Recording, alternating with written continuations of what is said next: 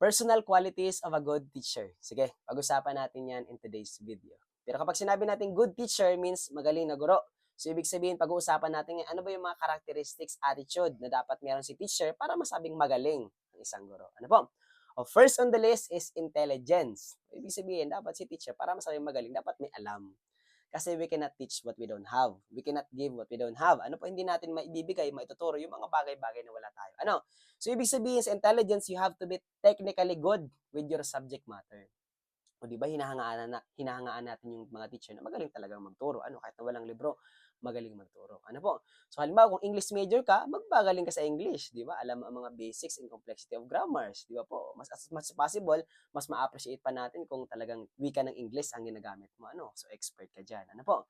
So that's the number one, intelligence. Dapat may talino muna si teacher. Kasi syempre, ang trabaho natin is to teach, magturo. So dapat number one, you have to be technically good with your subject matter. At kung baguhan kang guro, ang hinihingi mo na sa'yo ay content. So, dapat intelligence. Ano? Kaya lang, hindi lang pwedeng puro lang talino, puro lang IQ. Dapat your IQ should be balanced with EQ. Kaya dito na papasok ang second characteristics na isang magaling na guro, emotional stability.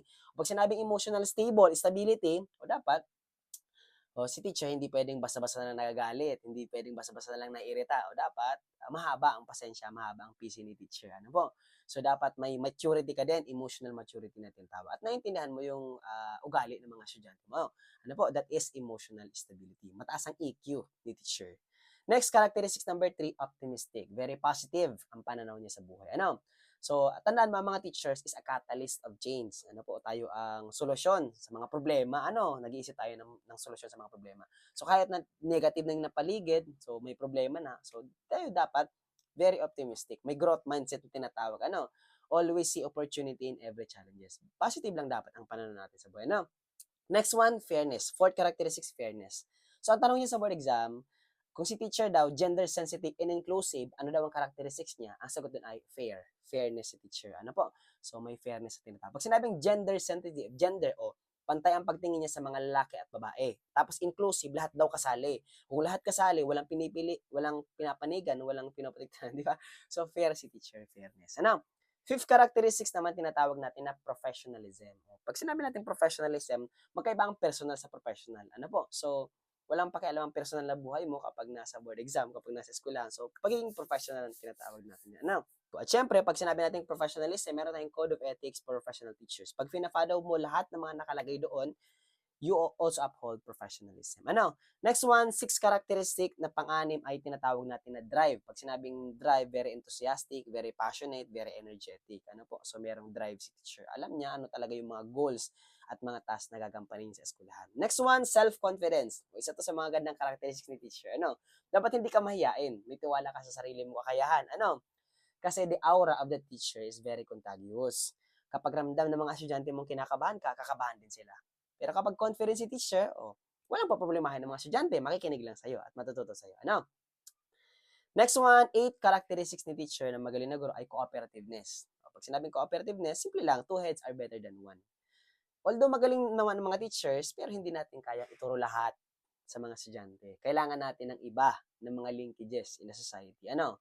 Para, yan, collaboration skills din. Isa sa mga 21st century. Ano po? Next one is buoyancy. O pag sinabi natin buoyancy, able to bounce back in every situation. Ano po? So may mga naranasang problema si teacher, that's negative, pero kaya niyang mag-bounce back in every situation para maging stable ang condition ni teacher. Ano? So that is bounce back ang tawag ng buoyancy. Ano? Next one, reliability. So para masabing good teacher, reliable. Pag sinabing reliable, consistent or maasahan. O pag sinabi natin reliable, masabi mong consistent si teacher kapag he walks the talk and he talk the walk. Ibig sabihin kung ano mga sinabi niya, ginagawa niya. Pag sinabi niya siya ang tatapos ng task, dapat tapusin niya. Pag di niya natapos, ibig sabihin hindi siya reliable, hindi siya maasahan. Kasi yung sinabi niya ay hindi naman consistent sa galaw ng katawan niya. Ano? So that is reliability, consistency. Ano? Okay, sige, yun lang muna pag-uusapan natin for today's video. Sana nakatulong po. Personal qualities of a good teacher. Yun lang. O kung meron ka niyan, ibig sabihin magaling kang guro. Kung wala pa, practicein natin. Ano?